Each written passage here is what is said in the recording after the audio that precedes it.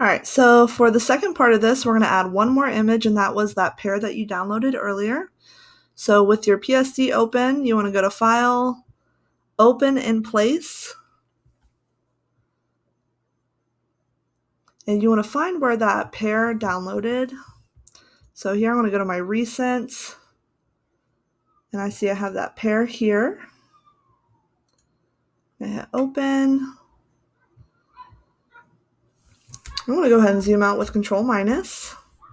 I'm going to go ahead and make this pair a little bit smaller.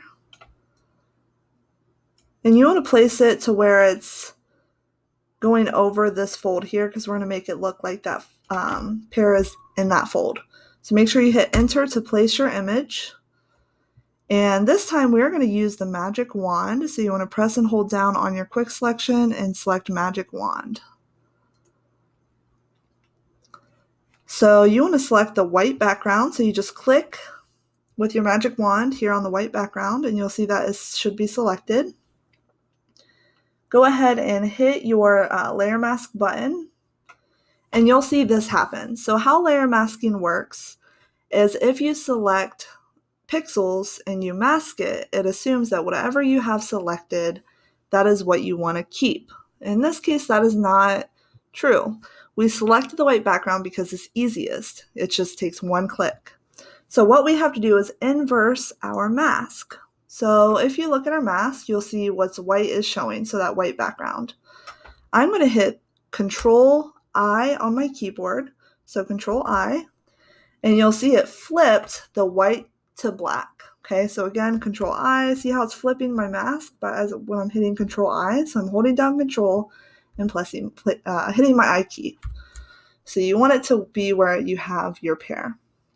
So just like before, you're going to lower your opacity around the 60-70% range, just so you can see the edge of that fold. Grab your paintbrush, and then set your paintbrush to where you're using black paint. So right now it's set to white. I want to hit my X key. You'll see X switches white and black. So I press X, I have black selected, Control plus to zoom in, press my space bar to pan over, and I'm going to paint black paints to hide. Now, it is important that your layer mask is selected. If by chance you have your image selected, when you paint, so let me hit OK, see how it's like actually painting black paint. That is not good. So you want to make sure you're on your layer mask when you do this. Okay, if you see that it's painting white or black paint on your image, Control Z it and switch it over.